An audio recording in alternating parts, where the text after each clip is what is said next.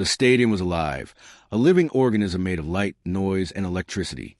40, 50,000 people moved as one, clapping, stomping, chanting Michael's name until the concrete seemed to vibrate beneath their feet. Floodlights swept over a sea of hands raised high, 1,000 sequins and rhinestones on homemade jackets, catching the glow like scattered stars. The band behind him pounded through the opening notes of Billie Jean, each bass line thundering like a heartbeat, each snare hit sharp as lightning. Michael Jackson was at the center of it all, a lone figure in a shimmering black jacket, white socks glowing under the spotlights, his fedora shadowing his eyes. He moved with flawless precision, every tilt of his head sending shockwaves of screams through the crowd. When he slid into the moonwalk across the stage, the audience erupted with such force it felt like the roof would split open. This was not just a concert. It was ritual, communion, hysteria. Then it happened. One moment. The sound was colossal, bass booming, cymbals crashing, Michael's voice gliding effortlessly above it all. The next, it was gone. Not faded. Not cut halfway. Gone. The silence hit like a physical blow. Michael's mouth still moved, his body still snapped and spun with choreographed brilliance, but no sound came out. Not from his microphone, not from the guitars or drums, not even from the monitors ringing the stage. The entire sound system, microphones, amps, speakers, had shut off in an instant. For a split second, the audience kept cheering, caught in the momentum of the song. Then confusion rippled through the mass of bodies like a wave. Screams shifted into murmurs, claps faltered, and heads turned toward each other in disbelief. What happened? Someone shouted from the 10th row. Is this part of the show? Another voice answered. Up in the nosebleed sections, a group of fans cupped their hands around their mouths, yelling. But even their voices felt swallowed by the sudden vacuum. The air itself seemed heavier, as if the entire arena had been plunged into another world where sound had no place. On stage, the band played a few more seconds before realizing their own instruments had gone dead. The drummer tossed his sticks to the floor in frustration, shaking his head at the monitor engineer. The backup singers pressed their mics to their lips in confusion, tapping them, mouthing questions to each other. All eyes, though, were on Michael. He froze for a heartbeat mid-dance move, chest heaving. His face flickered with something raw. Not the polished expression of a performer, but the bewildered, frustrated look of a man who just had the rug pulled out from under him. He spun toward the sound booth at the edge of the stage, hands out, palms up, the universal gesture of what the hell? In the booth, chaos reigned. Engineers yanked cables, twisted knobs, shouted into dead headsets. One of them ripped open the back of a mixing board, sparks spitting as he tried to reset it. Another pounded the side of an amplifier with the flat of his hand, muttering curses that no one could hear. To them, it was a nightmare scenario, complete system failure in the middle of the biggest show of the tour. For the audience, it was purgatory. 100,000 eyes fixed on Michael as silence stretched and swelled. For a moment, it seemed possible the concert was over, that this legend of man would simply walk off stage, defeated by a tangle of dead wires. Some fans started to boo softly, not out of anger at him, but fear of disappointment. Others clapped desperately, as though willing the sound back into existence. A teenage girl in the front row began crying, her poster for Dangerous trembling in her hands. Michael didn't move. Not yet. He stood at the lip of the stage, sequins still throwing back shards of white light, head bowed slightly as if listening to something no one else could hear. His chest rose and fell, sweat glinting on his brow. Behind him, the giant Jumbotron screen showed a close-up of his face, his eyes steady and focused, not darting like the crews, not panicked like the fans, just listening. The silence, so complete, began to feel alive. It pressed against the skin, more powerful than the noise had ever been. The stadium was holding its breath. Then a sound, faint but clear, pierced the void. "Michael, we can't hear you." The voice came from a child in the third row, a boy no older than 9, perched on his father's shoulders. His cry carried across the stunned arena like a spark in darkness. Tens of thousands of people turned toward the boy, then back toward the man on stage. Michael raised his head. Slowly, a smile spread across his face. not the practice grin for cameras, but something warm, real, almost mischievous. He brought a hand to his chest, as if to say, "I hear you," and then he laughed. It wasn't the nervous chuckle of a performer in crisis. It was full-bodied, delighted laughter, like he'd just been given a secret only he understood. The cameras zoomed in on his face. The crowd saw the sparkle in his eyes, and instinctively they laughed too. First the front rows, then the middle sections, then the farthest corners of the stadium, until the silence was shattered by a wave of laughter and applause. Michael clapped his hands together once, loudly, and his sound, cracked through the stillness like thunder. He motioned for the audience to do the same. Thousands of palms met in rhythm, a deep, rolling pulse that shook the air. He lifted his arms, conductor-like, and the beat grew steadier, stronger. He leaned forward, cupped his hands around his mouth, and shouted as loud as his natural voice would carry. "Can you hear me now?" The first few rows shouted back yes. The middle rows shouted too, straining to catch his words. The upper decks, though barely hearing him, echoed anyway, feeding on the electricity of the moment. Michael's smile widened. He motioned again for silence, and unbelievably, the audience obeyed. 50,000 people fell into reverent quiet. With nothing but his body and his voice, Michael Jackson had seized back control of the stage. The night was no longer about sound systems or speakers or perfection. It was about him and them, and though no one in the crowd could have guessed it, this was just the beginning of a night that would pass into legend. If you are enjoying this story, please subscribe to support the channel. The laughter and applause that Michael had coaxed out of the stunned crowd bought him a few precious moments. But moments are fragile in a stadium of 50,000 hearts, and soon the uneasy questions returned. The clapping faltered. The laughter ebbed into murmurs. And in that strange, hollow quiet, everyone began to feel the weight of what was happening. For fans, it was disbelief. They had traveled hundreds of miles, some thousands, waited in endless lines, saved paychecks, begged bosses for time off, all for this night. And now silence? A dead sound system was something that happened at high school gyms, not at the greatest pop star's concert in the world. A man in the 20th row stood on his chair, cupping his hands like a megaphone. "Fix it," he shouted toward the sound booth. "Fix the damn thing." Others joined in, calls rising from every corner of the stadium like prayers. But in the sound booth, panic was swallowing reason. "Nothing's responding," shouted the head engineer, his hands buried in a nest of cables. Sweat poured down his temple, soaking into the collar of his headset. He yanked at the power strips, flip breakers up and down. Dead. All of it. "Reboot the main," cried another, dragging a wheeled rack of equipment forward. Sparks flared. Smoke stung their nostrils. The failure wasn't partial. It was total. Monitors, amplifiers, microphones. Everything that made sound had collapsed at once. "This can't be real," whispered one technician, staring at the lifeless mixing board like a corpse. "I've been doing this 20 years. I've never seen a blackout like this." The head engineer slammed a fist against the console. "We'll get it back. We have to. We'll get it back." But even his voice betrayed doubt. Back on stage, the band members stood stranded in the middle of the vast platform. Their instruments were nothing but silent props now.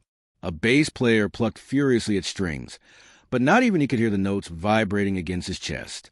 The drummer spun his sticks in his hands, helpless. Dancers exchanged nervous glances, unsure whether to leave the stage or freeze where they were. And through it all, Michael remained still. The cameras, merciless in their magnification, caught every detail of his face. The beads of sweat, the calm intensity in his eyes, the slight crease of frustration on his brow. He was the axis on which the entire night now spun. In the audience, the silence had become unbearable. When music had filled the space, no one had noticed the small things. The coughs, the shifting of shoes, the whispers. But now, in the void, those sounds multiplied. It felt almost disrespectful to breathe. A young woman in the 15th row, her hair glittered with sequins to match her homemade Thriller jacket, leaned against her boyfriend and whispered, "Do you think he'll walk off?" "No way," he murmured back. But even he didn't sound convinced. For others, the silence became too heavy, too painful. Tears streaked down cheeks, not from anger but from heartbreak. One child, clutching a souvenir program against her chest, looked up at her mother. "Will he go home?" she asked. Her mother stroked her hair and shook her head, but her eyes were wet. The stadium was teetering on the edge, a hairline crack in the night that could collapse into disappointment, refunds, and bitter memories. And then Michael moved. He walked to the very lip of the stage, his loafers gleaming under the lights. He raised his hand slowly, like a conductor summoning an orchestra. The murmurs quieted, the fidgeting stilled. For a moment, 50,000 people held their breath. He pointed toward the child who had shouted earlier, the boy on his father's shoulders. The boy's eyes widened, his tiny finger pointing back at Michael, as if to say, "Me?" Michael smiled and gave him a slow nod, then pointed his finger like a microphone to his own lips, mouthing, "Say it again." The boy's voice, trembling but strong, carried out into the silence. "We can't hear you, Michael." This time, the stadium erupted in laughter and applause. The boy's words had given voice to everyone's frustration, but in a way that was innocent, pure. It was a release valve. Michael bent forward, cupped his hands around his mouth, and with all the strength in his diaphragm, shouted back, "But can you see me?" "Yes!" Tens of thousands roared. He spread his arms wide, his sequin jacket flashing under spotlights, and nodded, a grin tugging at his lips. "Then we still have a show." The tension cracked. The audience roared, some people leaping to their feet in relief. They hadn't lost him. He was still here. He began to clap again, steady and rhythmic, louder, faster. The sound reverberated, bouncing off the walls of the stadium. Within seconds, the crowd joined in, thousands of palms slapping in unison, a rhythm primal and unstoppable. Michael lifted his hand like a maestro, cutting the sound. The clap stopped instantly. The silence now transformed, no longer awkward or painful, but sacred, expectant. He had taught them that silence could be just as powerful as sound. For the first time in the night, Michael spoke directly into the void, his voice raw, unamplified, but carried on sheer will. "If you can hear me," he shouted, "let me hear you." The response was deafening. 50,000 voices, unfiltered, rose into the night sky. The concrete shook under the weight of their roar. It was louder than any sound system had ever been. In the sound booth, the engineers froze in their frantic repairs, staring out at the sea of humanity they were supposed to control. Their equipment was dead, but the audience was alive, and somehow, so was the show. Michael closed his eyes for a moment, soaking it in. For years, he had stood in front of screaming crowds, his voice carried by walls of amplifiers and miles of wires. But here, now, there was nothing between him and them. No technology, no filters, just breath, flesh, and soul. And he realized this wasn't a disaster. It was an invitation. He opened his eyes, raised his hands again, and motioned for the band to come closer to the front of the stage. They hesitated, confused, until Michael gestured insistently. Slowly, the guitarist, the bassist, and even the drummer, carrying nothing but his sticks, walked forward. The audience hushed, leaning forward in anticipation. Michael tapped his chest twice, then pointed at the crowd. "Your turn," he mouthed, and with a single sweep of his arms, he commanded the stadium like a choir. Tens of thousands of voices surged into melody, imperfect but thunderous. They sang the opening of Billie Jean, a cappella, filling the night with something no soundboard could replicate: human unity. The show hadn't ended. It had only just begun. The moment hung in the air like a spark, refusing to die. 50,000 people, strange as a moment ago, had just sung Billie Jean together, their voices weaving into a rough, imperfect harmony that felt more alive than any polished sound system could deliver.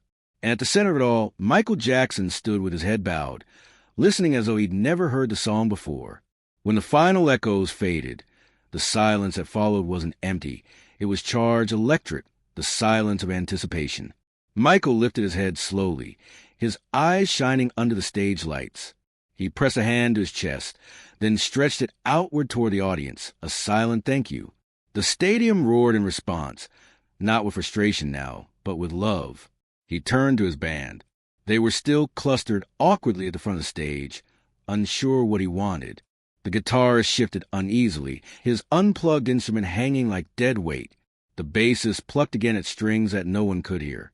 The drummer twirled his sticks helplessly, shrugging. Michael reached for the guitarist's shoulder and leaned in, speaking words the crowd couldn't hear. The guitarist nodded, then slipped his strap over his head and handed the acoustic guitar that had been sitting in use at the side of the stage, a spare meant for backstage warm-ups. Michael slung it across his chest, the wood gleaming under the floodlights. The crowd erupted. For years, they had seen Michael as the singer, the dancer, the entertainer, but not the raw musician with an instrument in his hands. Now he stood at the very edge of the stage, cradling the guitar like an old friend, running his fingers lightly across the strings. The sound barely carried past the first few rows, but the audience leaned in, straining to hear. Michael struck a chord. A soft ripple of notes floated into the night air. The stadium fell into reverent hush, as if every person had suddenly remembered how to listen. He strummed again, stronger this time, and began to sing. It wasn't Billie Jean or Beat It or any of the hits they expected. It was Human Nature, looking out across the nighttime. His voice, stripped of microphones and reverb, was shockingly raw, not perfect, not polished, but vulnerable and real. The first rows leaned forward, eyes wide, drinking in every syllable. The middle sections caught fragments of melody, enough to recognize the song. The upper decks, though straining, could see his body language, his expression, and that was enough. The crowd swayed together, following the rhythm of his hands on the guitar. Some sang softly, others closed their eyes and let tears spill freely. Human Nature had never sounded like this before. Without the wall of electronics, it felt less like a performance and more like confession. When the last chord faded into the night, Michael let the silence linger, holding the audience in the palm of his hand. Then, slowly, he smiled again, that mischievous glint returning. He crouched low, holding the guitar like a whisper, and then pointed to the audience, mouthing, "Sing." And they did. 50,000 voices rose in a single wave, clumsy at first, then finding rhythm, then finally swelling into a collective chorus. If they say, why, Michael raised his arms, conducting them like a choir. Tell them that it's human nature. The stadium trembled. He strummed once more, loudly, cutting through the roar, then motioned for them to carry it. They did. Louder, stronger, a storm of human voices filling the silence where machines had failed. The sound engineers, still frantically wrestling with dead wires and smoking boards and booth, froze as they heard it. Their entire job was to amplify sound, to control it, to make it perfect. Yet here was 50,000 people creating something far beyond perfection, something alive, uncontainable. The head engineer wiped his face with both hands. "We're not saving this," he muttered. "He doesn't need us anymore." Back on stage, Michael shifted gears. He handed the guitar back, then turned toward the drummer, pointing at his sticks. The drummer blinked, confused, until Michael knelt and slapped both hands against the wooden stage. Thump, thump, thump, thump. The crowd understood instantly. They picked it up. Stomps and claps rolled through the stadium, a thunderous heartbeat echoing under the night sky. Michael grinned, his eyes flashing, and launched into a cappella rendition of "One Be Startin' Somethin'." "Mama say, malo say," he shouted, his voice raw but fierce. The crowd answered back, a tidal wave of voices pounding against the night. "Mama say, malo say." He leapt, spun, clapped above his head, feeding energy back into the crowd like a lightning rod. The dancers, seasoned cue, joined him with stomps and claps, their bodies moving without music, but somehow creating rhythm from silence. The call and response grew wild, feral. Entire sections of the stadium competed, one side screaming the line, the other side echoing it back even louder. Michael darted back and forth, pointing, teasing, drawing them into the game like a preacher commanding a revival. It was no longer a concert. It was communion. By now, even those in the farthest seats could feel it. Even if they couldn't hear every note, they could see it, feel it, live it. They weren't just spectators anymore. They were performers, co-creators of something unrepeatable. Halfway through the call and response, Michael collapsed onto his knees, arms spread wide, sweat pouring from his face. The crowd erupted, screaming, clapping, stomping, as if offering up every ounce of themselves to keep him standing. And when he finally rose, slowly, dramatically, his chest heaving, he whispered, no microphone, no amplification, just raw voice carried on silence. "I love you." The words barely carried past the front rows. But the audience didn't need to hear them. They saw his lips form the syllables. They felt it. Tears streamed down faces. Couples clung to each other. Children screamed his name like a prayer. Michael stood at the center of the stage. No sound system, no electronics, no safety net. Just one man and 50,000 people. And in that moment, everyone understood what they were witnessing was a failure. It was legend being born. The stadium had become something no one could have imagined when the night began. What started as chaos had transformed into unity. Not one voice against silence, but 50,000 voices joined in defiance of it. Michael stood at the center, drenched in sweat, his hair clinging to his forehead, his sequin jacket heavy on his shoulders. He looked exhausted, yes, but also alive in a way the crowd had never seen. No machinery stood between him and them. The spotlight illuminated not just a performer, but a man who had decided to risk everything on trust. Trust in his own voice and trust in theirs. He raised his hands, palms out, and the roar softened into a hush. 50,000 fans quieted like obedient choir members awaiting instruction. Michael smiled faintly, almost disbelieving himself at the control he held in the palm of his hands. Then, with deliberate calm, he stepped to the very edge of the stage, crouched down, and pressed a finger against his heart. The gesture alone sent a ripple through the crowd. He mouthed the words slowly. "Man in the mirror." The stadium erupted. Fans screamed, clapped, jumped. That song wasn't just another hit. It was Michael's anthem of change, of responsibility, of looking inward to heal the world. And tonight, in this fragile silence, it was the perfect choice. Michael pressed his finger to his lips. And unbelievably, the roar faded to quiet once more. He inhaled deeply, lifted his head, and sang the opening line a cappella. "I'm going to make a change." His voice, unamplified, strained to reach the upper decks, but those close enough heard it clear. The melody was fragile, but it carried weight like stone. "For once in my life." The crowd began to hum along, tentative at first, then louder. Michael lifted his arms, urging them on. "It's going to feel real good." The hum swelled into words. Tens of thousands of voices joined his, imperfect, unpolished, but overwhelming. By the time the chorus arrived, it wasn't Michael alone. It was everyone. "I'm starting with the man in the mirror." The sound was seismic. 50,000 people singing together, their voices bouncing against steel beams and concrete walls until the entire stadium vibrated.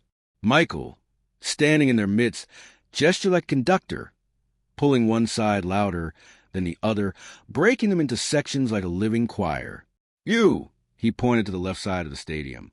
"Gotta make that change," they roared back. "You!" He pointed to the right side. "Gotta make that change," they screamed, louder still. Back and forth. He tossed the chorus like a ball of fire, igniting each section until the energy reached a fever pitch. The upper deck stomped and clapped.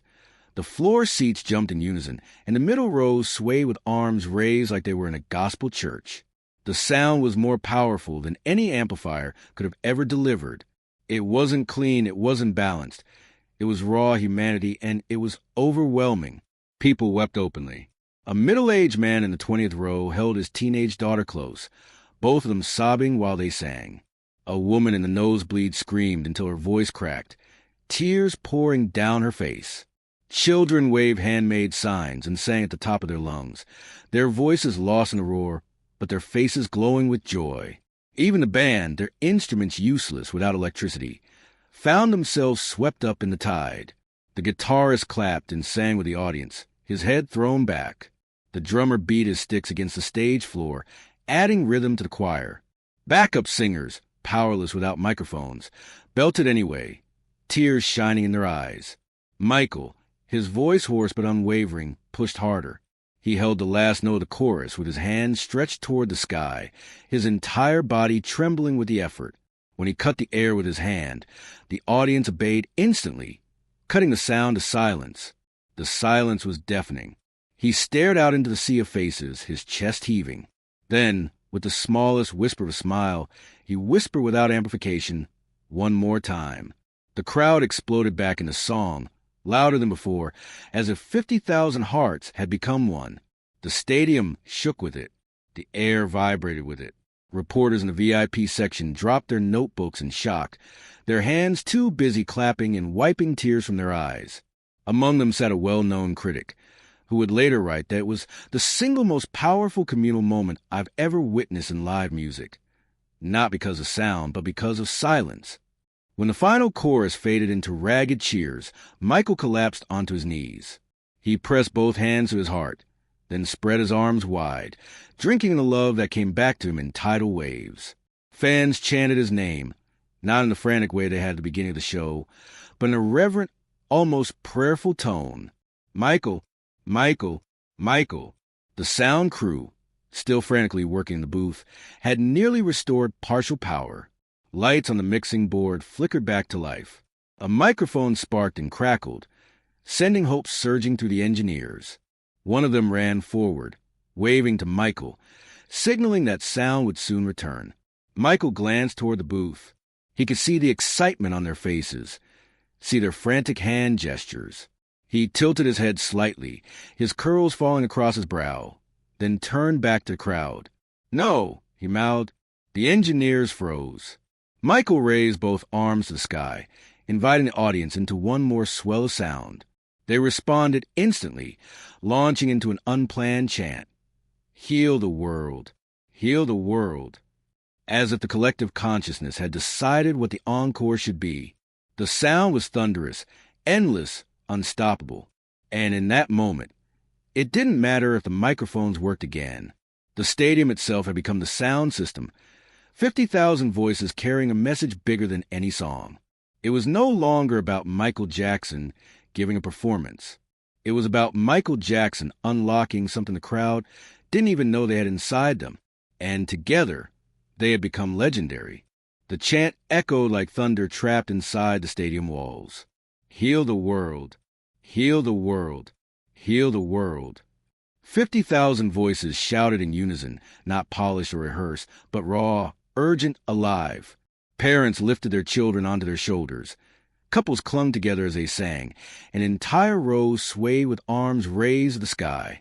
It was no longer just a concert. It was a movement.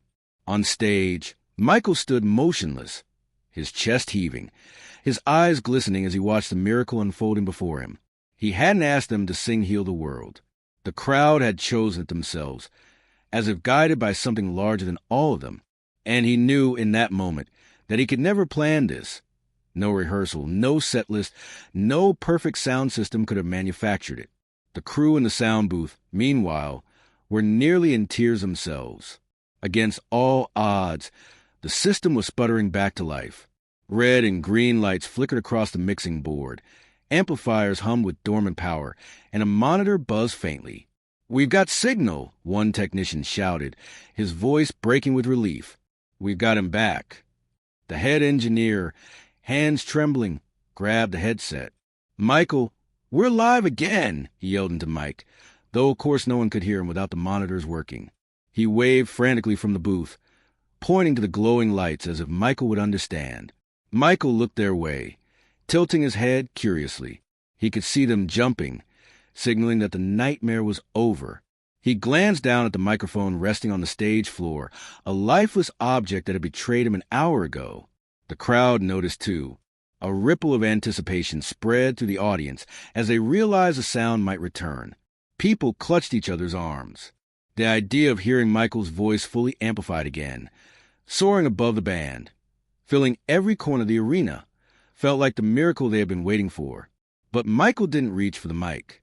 Instead, he bent down, picked it up slowly, weighed it in his hand, and then set it gently back on the stage. The crowd gasped. Michael straightened, his curls falling across his damp forehead, and raised his arms high, palms open. The roar of approval that followed was so loud it could have shattered glass. He wasn't going back. Not yet. He pointed to the audience again, signaling for them to continue. And they did. Screaming healed the world louder, stronger, their voices crashing together into something more powerful than any amplifier. Michael joined them, his voice raw and straining but carried by the sheer force of will. Heal the world. Make it a better place, he sang, his hand pressed against his chest. For you and for me and the entire human race, they thundered back. It was no longer performer and fans. It was one vast choir, 50,000 strong, led by a man who had turned catastrophe into communion. The sound crew stopped waving. They stopped shouting.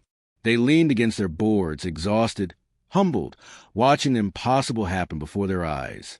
Technology had been restored, but it was irrelevant. The night had become something else entirely.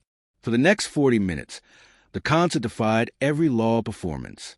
Michael rotated between leading a cappella numbers and orchestrating audience call-and-response games that shook the building to its foundation. He invited sections to outsing each other, whipped the stadium into a frenzy of stomps and claps, and turned silence into rhythm with nothing but gestures. During Beat It, he mouthed the verses while a crowd carried the chorus, their voices ragged but defiant.